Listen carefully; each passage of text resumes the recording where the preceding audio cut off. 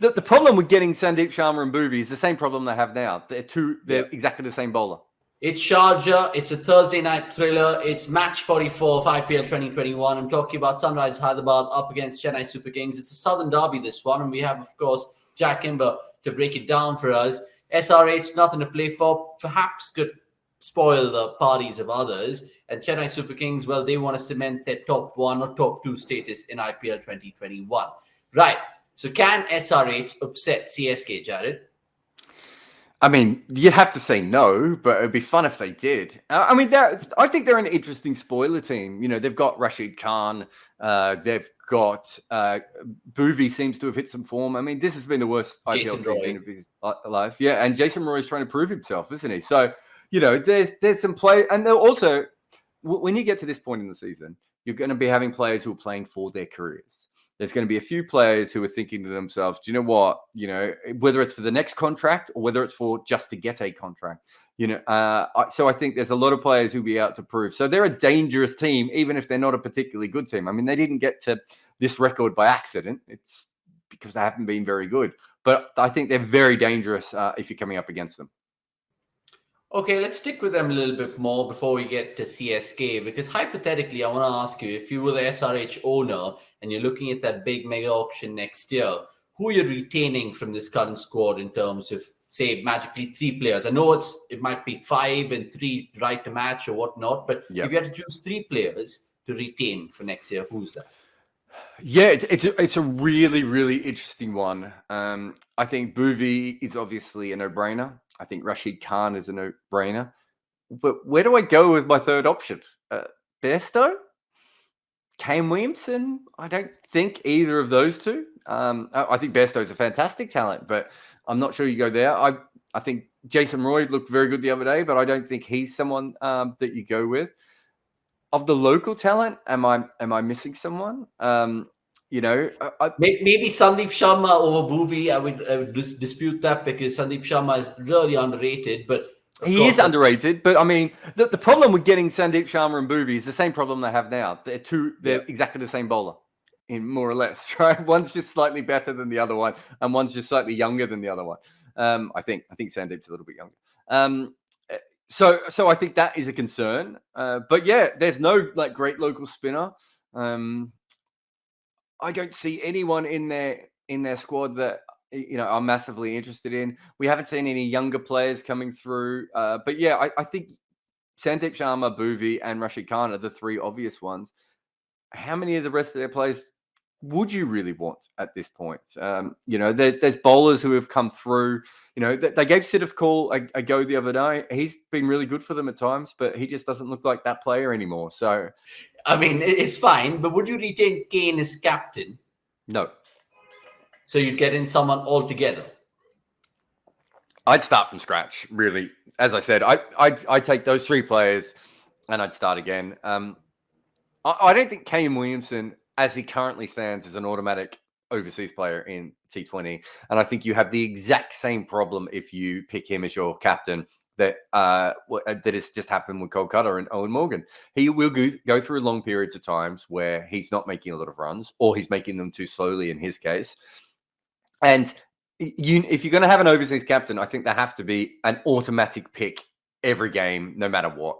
And they've just had trouble with another overseas captain. I think if I was doing anything, I'd be looking to see if there's anyone locally. But it's tricky because perhaps there isn't. And maybe what they do is in the auction, they go out and they find someone, perhaps even like Kane, who will probably come back to them. I don't think he'll be too expensive in the auction. They might just pick someone like Kane and just make him captain for a year while they actually look to see if there's anyone local they can do. Overseas captains are so tricky. They really are. And I wouldn't be retaining Kane Williamson. That's not to say I wouldn't maybe try and get him back in the auction, but he wouldn't be in my players to retain. Okay, start from scratch is what Jarrod's advice for the Orange camp is, and let's see how that unfolds in due course. CSK, of course, they have showed their might, so to speak, but if you have to pinpoint a weakness, if you're the opposition looking at them, where are you targeting CSK?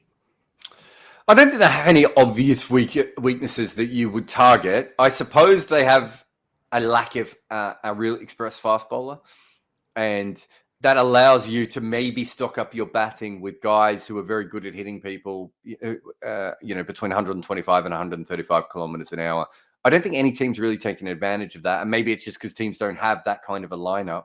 But I certainly think that is something, because of the flexibility they have with spinning the ball both ways. I think they're always sort of one step ahead of any kind of matchups, and they can bat very long. I think that the best way to play them is very similar way that you had to play England when England were very good in one-day cricket, which is you have to keep taking wickets.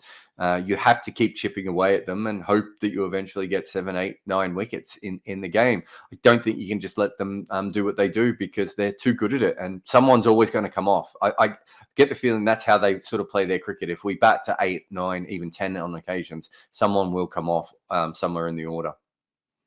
Yeah, and Chennai Super Kings, remember, they've come out trumps 3 out of the last 4 times when these two have met each other in the past, in IPLs, that is. So let's see if they can make it 4 out of 5, or SRH could get another win. Like Jarrod said, he perhaps won't win another game in the tournament, but he's got that one wrong. Let's see if he gets predictions right, because there's some tasty predictions that the Criclytics robot has come up with. But before that, we always, of course, ask you the fan goodie bag question. And today, it's easy one, I'm guessing. Most singles in the game by a batsman.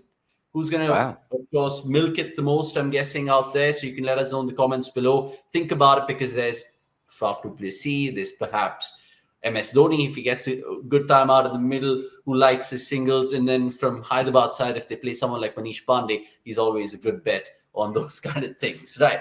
Jarrod, prediction number 1 then. Batsman first. It's gone for the obvious Rituraj Gaikwad. I don't know what it is with Criclytics and characters like Gaikwad and Tripathi, because even if they're not in form, it invariably favors them. Can you explain? It likes them, doesn't it? Yeah. I'll go Faf du Plessis in this one. I think I'm not sure about his innings the other day, but he looks like he's in decent nick of moving the ball around, and he can get himself set. I don't think there's anything that he will be that perturbed about when it comes to, outside of Rashid Khan. And by the time he faces Rashid Khan, he might already be 20, 25 runs anyway. So I see him as a pretty good bet to be able to bat through the innings a little bit for them. Okay, Faf du Plessis, and of course, he's been in some decent form, of course, before coming into the IPL from the CPL. Deepak Chahar is predicted to take the most wickets in this match, according to our Criclytics machine. I'm guessing you're going someone else? Yeah, I'll go. I was going to say I'll go Bhuvi. I didn't mean Bhuvi. I meant, I did mean Bhuvi. I did. I'm trying to remember which team we're talking about. No, I'll go Bhuvi. I thought he bowled really well in the last game. I thought it was almost, he's only bowled well in a couple of games this whole season so far. This, as I said before, this has been his worst season.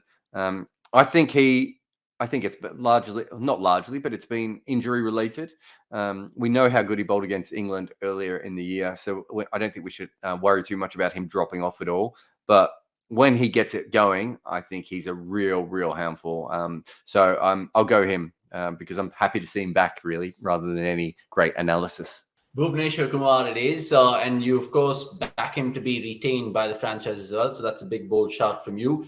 Let's see if you have a big, bold shot in terms of the winner then, because 63% is what Chennai Super Kings is outrightly going for, with Criclytics prediction at least. Do you see that true?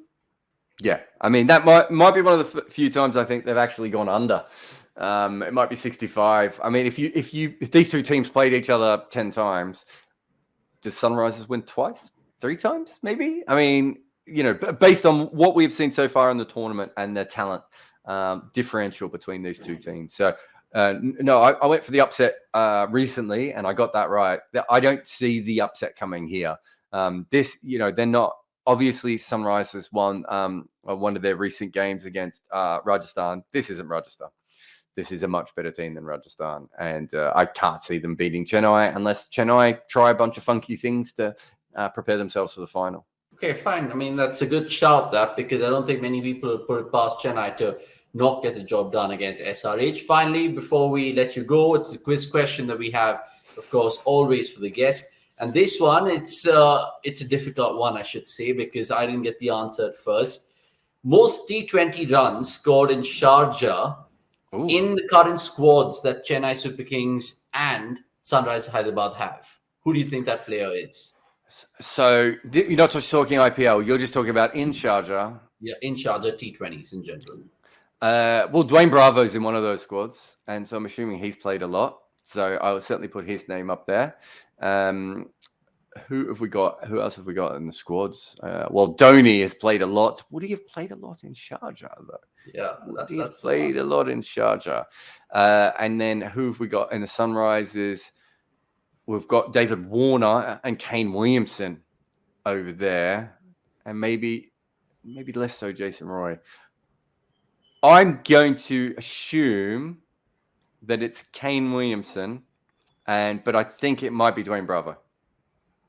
Wrong. Unfortunately, Jarrod has got one wrong and the other.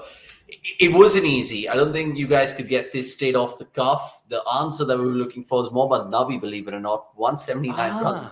He's that makes sense. That venue because he's played a lot of PSL and whatnot. So, I mean, it's only fair that we stumped Jarrod here, but it's more to come, of course, at cricket.com. You can check it out and subscribe to the YouTube channel. Of course, I say this all the time like a broken tape recorder, but that is exactly what we want you guys to do. Thanks, Jarrod, for your time. We'll look forward to catching you post-match on a Thursday thriller, like I said. Until the next time, it's a goodbye from me.